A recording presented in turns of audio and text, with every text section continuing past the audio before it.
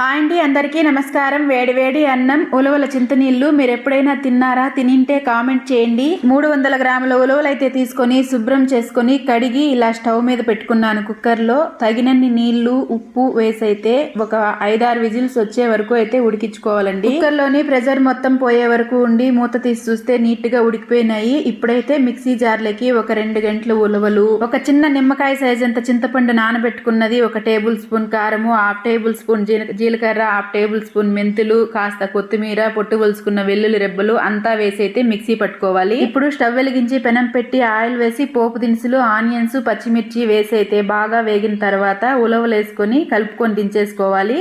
ఇప్పుడు అదే కుక్కర్లో అదే స్టవ్ మీద పోపు అయితే పెట్టుకోవాలండి. పోపు బాగా గోల్డెన్ బ్రౌన్ కలర్ వచ్చిన తర్వాత మనం ఇందాక మిక్సీ పట్టుకున్న కారాన్ని వేసుకొని తగినంత ఉప్పు, వంపుకున్న నీళ్లు వేసి బాగా కాంచుకుంటే ఉలవల చింతనీళ్ళు రెడీ అయిపోతుందన్నమాట.